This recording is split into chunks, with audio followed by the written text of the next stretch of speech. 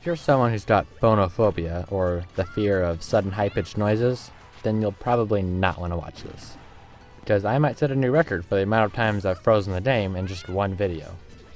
Admittedly, they're all pretty much achieved the same way, but it's just super easy to do, and I had to do it in as many ways as possible. With that said, let's actify this thing. First of all, Nabbit 2.0 works with Mewtwo's side B as well. If you don't know what I'm talking about, I have a video called Nabbit 2.0 and I explain this glitch in way more detail. With Mewtwo, you can still walk around and grab opponents, so it's way easier to do things with this. When you use your final smash and cancel it by pausing, Mewtwo becomes invisible. And getting Nabbit stuck again and throwing your opponent will result in a game freeze. Let's see if you can guess what happens to this Mii when it gets grabbed right after it uses its charge punch. I'll give you a hint. His hand does something that has to do with light. Give up? How about another hint? It's nothing new to the Miis. In fact, it worked sort of the same way with this guy. Alright, I'll just tell you. I mean, it's not like you need to be very bright to figure it out. It glows.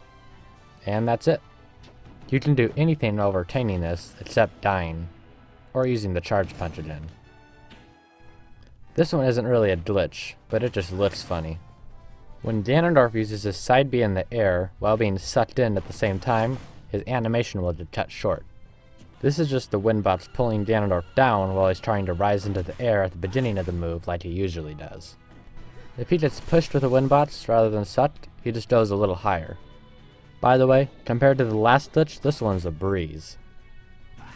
Now, if you didn't think Villager was overpowered enough when it comes to items, you'll love this one.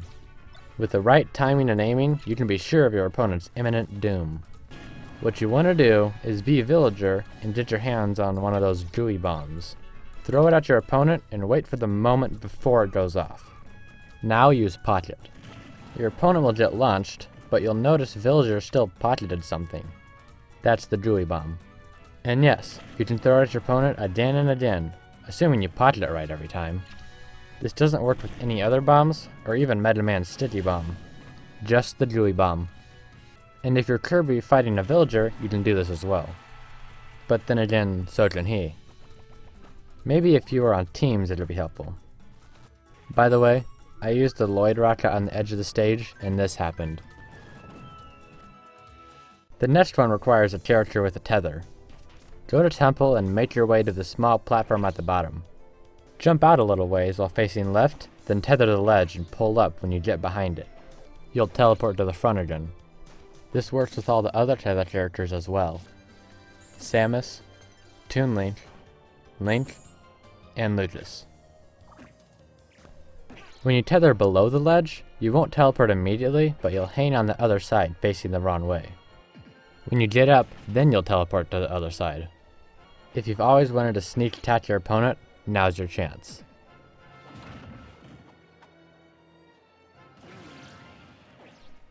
And now it's time to live up to my promise about freezing the game a bunch.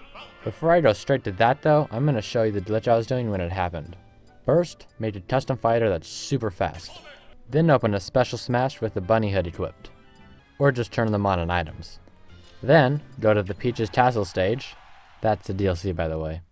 Then get on the moving block and do the edge running glitch. For those of you who don't know what that is, it's when you run slow enough that when you reach an edge, you don't go over. It works because the amount of tilt needed to fall off the stage is more than is required to keep on running. Your joystick should be positioned somewhere inside this zone. I position my joystick like so when I do this, just a little under that notch. I know it's a bit of a stretch, but if you're going to be doing this for long periods of time, just attach a rubber band to your controller. That's what I did. When you get your character in the edge running glitch, just wait. When it seems like you'll fall off the platform by the wall that's pushing you, you'll just get suspended in midair. If you try to do anything other than run in this state, you'll fall out of it. And if you keep running, the platform will come back to pick you up again. I did this in slow smash and found that it didn't work, which was weird, but then I thought that it would work with a lot more characters if I did it in fast smash. I didn't get very far though.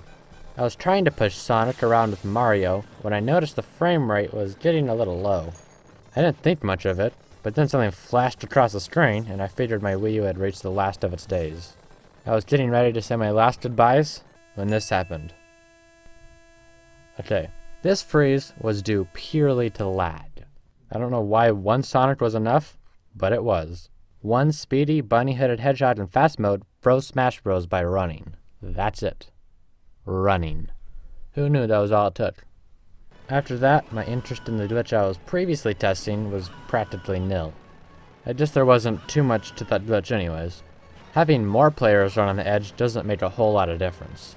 And dying a bunch with another character seems to help speed it up, but one way or another, it's gonna freeze. I tried to bring the KO rate up to the max by making a stage with lava at the top, and made a custom character that doesn't have respawn invincibility. Then I tried it with other characters, but no one worked. I got the game to lag a little, but that was it. It's just Sonic who freezes the game. I'm assuming it has to do with the amount of dust he produces, because he makes a lot of it. You can't do this in 8-player Smash because you can't do Special Smash. It doesn't matter how many Sonics are running in place, the game just won't freeze. I tried it on Flat Zone, the least detailed stage in the game next to Pac-Land, and set the camera to fits to minimize any lag other than Sonic. It still froze. Then I tried just running back and forth with Sonic to bypass the glitch, but it takes too long for any major amount of dust to build up. Even completely different moves don't work, like Donkey Kong's down B. Just Sonic's running. Thanks to these guys on screen for finding these, and I just wanted to remind you that if you know of a glitch and want to share it, you can just comment it below. If you want some extra content, you should check out my Facebook. My Miiverse is pretty much for uploading custom stages, so yeah.